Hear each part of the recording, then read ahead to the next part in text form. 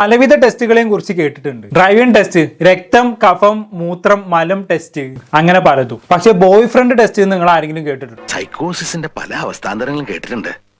പക്ഷെ ഇത്ര ഭയാനകമായ ഒരു പ്രശ്നം ഇത് ആദ്യ. ഇന്ന് നമുക്ക് ഇവിടെ തന്നെ കൂടാ, എല്ലാം അറിഞ്ഞിട്ട് തന്നെ കാര്യം. ടിൻഡർ ആപ്പ് പോയി പരിചയപ്പെട്ട ഒരുത്തനെ നേരിട്ട് മീറ്റ് ചെയ്യുന്നു എന്ന് പറഞ്ഞുകൊണ്ടാണ് കണ്ടന്റ് തുടങ്ങുന്നത്.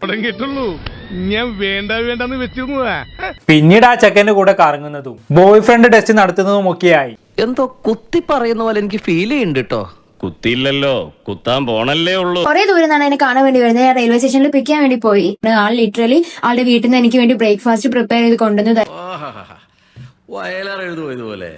It was very caring. എന്ത് പറയാൻ പറ്റും, മെൻ ഇൻ ലവ്. ആൻഡ് അത് കെയറിംഗ് ആയതുകൊണ്ടൊന്നല്ല, നിന്നെയും കൊണ്ട് ഹോട്ടലിൽ കയറി കഴിഞ്ഞാണെങ്കിൽ നീ മുടിപ്പിക്കുമെന്ന് നല്ലോണം അറിയാം. അതുകൊണ്ടാണ് വീട്ടിൽ നിന്ന് ഫുഡ് ഉണ്ടാക്കി കൊണ്ടുവന്നത്. ഒരു റീ എൻട്രിക്ക് ശ്രമിക്കുമ്പോ ആരംഭത്തിൽ അപമാനം. സാനിയ മേടിച്ചു. It was like 150 rupees. And നമ്മൾ രണ്ടാമത് ചൂടാക്കിയത് ചൂടില്ലാത്തതുകൊണ്ട് അപ്പൊ അത് ഭയങ്കര മെസ്സി ആയിട്ട് മാറി. പക്ഷെ ഇറ്റ് വാസ് വെരി ടേസ്റ്റി. കോഴിക്കാലും കടിച്ചു പറിച്ച് അപ്പത്താൻ തട്ടിപ്പാണല്ലേ.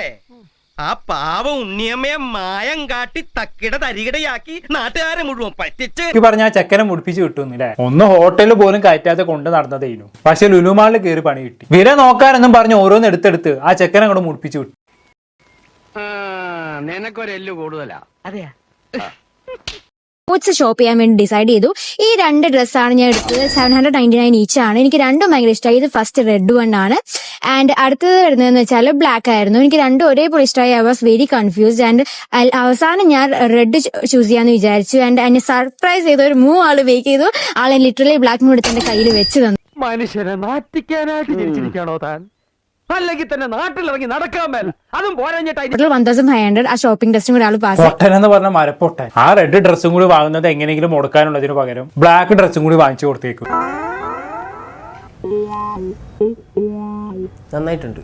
എനിക്ക് ചോക്ലേറ്റ് ഇഷ്ടമാണ് ആൾക്കറിയാം. അവിടെ 4 ചോക്ലേറ്റ് എനിക്ക് മേടിച്ചു തന്നു. Which was again chocolate test പാസ്സായി. അത് കഴിഞ്ഞിട്ട് ആൾ എനിക്ക് ബർഗർ മേടിച്ചു തന്നു. 110 rupees. ഫുഡ് ടെസ്റ്റും പാസ്സായി. അത് കഴിഞ്ഞിട്ട് ഹെൽത്ത് ടെസ്റ്റ് ആണ്. ഈ ആൾ എനിക്ക് വേണ്ടി 0 sugar ആണ് ചൂസ് ചെയ്തത്. ഹെൽത്ത് ടെസ്റ്റ് പാസ്സായി. അത് കഴിഞ്ഞിട്ട് ആൾ അവിടെ നിന്ന് കുറെ സാധനങ്ങൾ എന്റെ കാര്യം എടുത്ത് വെച്ചു. പിന്നെ ആൾ ഞാൻ ഹണി കേക്ക് ഇഷ്ടമാണെന്ന് പറഞ്ഞിട്ടുണ്ടായിരുന്നു. ആൾ അതും മേടിച്ചോളാം. 0 sugar സ്പ്രൈറ്റ് മേടിച്ചു കൊടുത്ത് ഹെൽത്ത് ടെസ്റ്റ് പാസ്സായി. ഡയറി മിൽക്കും ബർഗറും ബേക്കറിയും ഒക്കെ പിന്നെ നല്ലോണം ഹെൽത്തി ആയതുകൊണ്ട് കുഴപ്പമില്ല.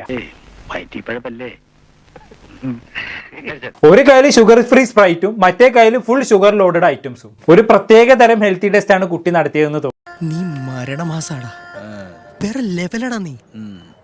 എന്തായാലും ഒരു കാര്യം മനസ്സിലായി, കുട്ടി നടത്തുന്ന ടെസ്റ്റും പാസ്സാവാൻ വലിയ പണിയൊന്നും ഇല്ല. കയ്യിൽ കുറച്ചധികം കാശ് ഉണ്ടായാൽ മാത്രം മതി.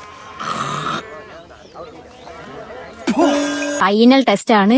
ആളിന്റെ ബില്ല് സ്പ്ലിറ്റ് ചെയ്യാൻ സമ്മതിച്ചില്ല. ബിൽ ടെസ്റ്റും പാസ്. ആഘോഷിച്ചാട്ടെ, ഏറ്റവും പ്രധാനപ്പെട്ട ടെസ്റ്റ് ഇതായിരുന്നു. നമ്മുടെ ഏട്ടായി അതും പാസ്സായിരിക്കും. ഒരുമാതിരി ചന്തക്കാരി പെണ്ണുങ്ങളുടെ പോലെ രണ്ടും കൽപ്പിച്ച് അവളെ ഇറങ്ങിയിരിക്കുക. തറവാട്ടി പറഞ്ഞതിന്റെ യാതൊരു ലക്ഷവും കാണുന്നില്ല. എല്ലാരും സന്തോഷിച്ചാട്ടെ. എന്നാലും എന്ത് മൊണ്ണയാണില്ലേ നമ്മുടെ ഏട്ടായി. ചേട്ടാ അപമാനിച്ചേ ഞാൻ പോയിക്കോട്ടെ. അപമാനത്തിന് തന്നെ അപമാനമാണ് നീ.